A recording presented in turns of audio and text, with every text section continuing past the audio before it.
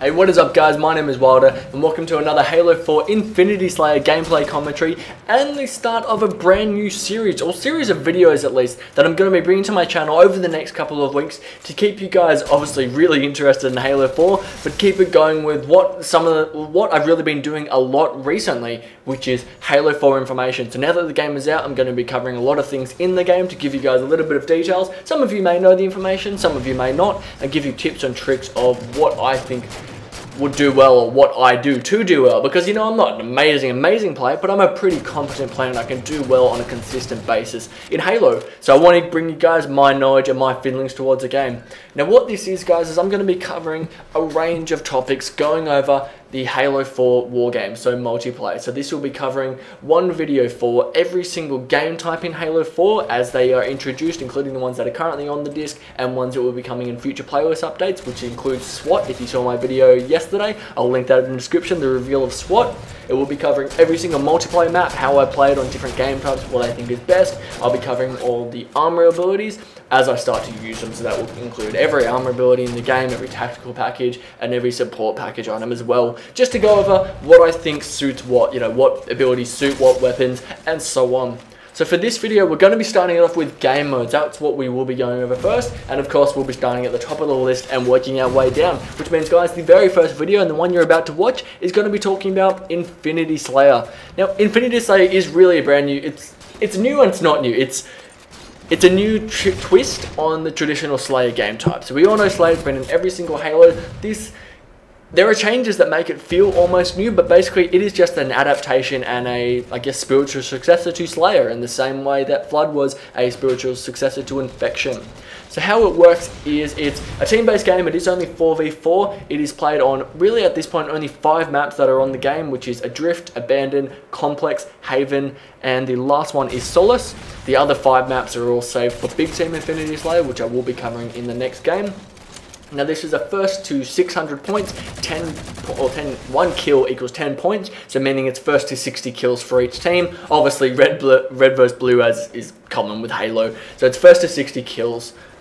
In Halo 4, due to the storyline that's been added to war games to make it a little bit more in-depth, what used to be a shotgun leaning on the wall, like when you first start a match, is now actually a drop that's brought down by Infinity. So going along with that storyline, that it is kind of like a training session, red Spartans versus blue Spartans, weapons are actually dropped now. They don't just simply lay around the map. So obviously weapons will spawn at the beginning of the map, whatever is set to be that map. It is dependent on each game mode and each map, so it will vary a little bit, obviously, what will spawn and when it will spawn, and each has a respawn timer. After they've been used, semi-randomized drops will come around the map as the game progresses. So that all works really the same as it did in normal Slayer and all the other games, except it's not just something leaning on the wall that respawns, it's actually now a drop from Infinity.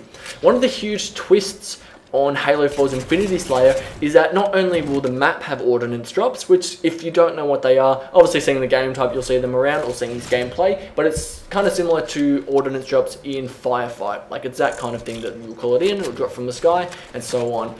The big twist in Halo 4 is that you can now, in Infinity Slayer and in some specific game types as well, you can now call in a personal ordnance drops. Now how this works is through the match, you will accrue points from getting kills, from getting assists, and getting points in anything to do with the objectives, from getting medals as well. So you accrue points from things that you do in the game that will assist you and that have helped your team.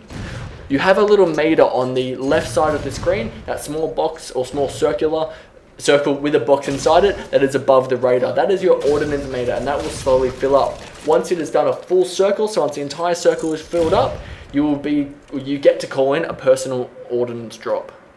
Personal ordnance drops will give you a randomized selection of 3 things that can be either weapons, grenades, or power-ups. Now, it is all selected by the D-pad, so you either push down, left, or right. You're not going to be getting the hugely amazing power weapons for something like a rocket launcher, but you can get pretty decent weapons. So this is the way that you're going to get new grenades, the way you're going to get things like overshields. You can also get a speed boost and a damage boost, and then lots of different randomized weapons. So it will randomly select 3 things. You might get something amazing, you might get something totally shit, but the point is you get to call in new things, and even getting 2 more grenades, you know, that's always helpful. So that will come up on the screen. You have the option of choosing up, well, down, left, or right. You can call it in, it'll come wherever you are looking. Generally, if you're looking like obviously forward, it'll drop somewhere in front of you within about 1 to 2 seconds. Generally, it's about 1 second. You can pick that up, and then you've got a brand new weapon or power up or grenades. So that is the huge twist on Infinity Slayer, is that you now have the option to call in your own personal ordnance drops. So it is not like a kill streak system.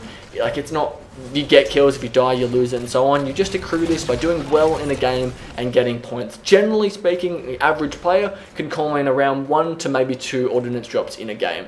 So this is just another awesome thing that I have added to Halo 4, and wow, am I loving this game. This game type is one of the things I am playing the most. Generally, I play Big Team Slayer just because I like playing some of the bigger maps and having a few more people in. But I find the maps can be quite long. I would say the average time for an Infinity Slayer game is probably about average 7 to 8 minutes would be the normal time. Generally, they're around about that. I have a lot of games that go a lot longer, but it is a lot of fun. So guys, that'll be the first video going over the game types. The next one you will see is Big Team Infinity Slayer, so let me know in the comments what you did think of the video. If you are new to the channel, make sure you hit subscribe. Thank you again for watching.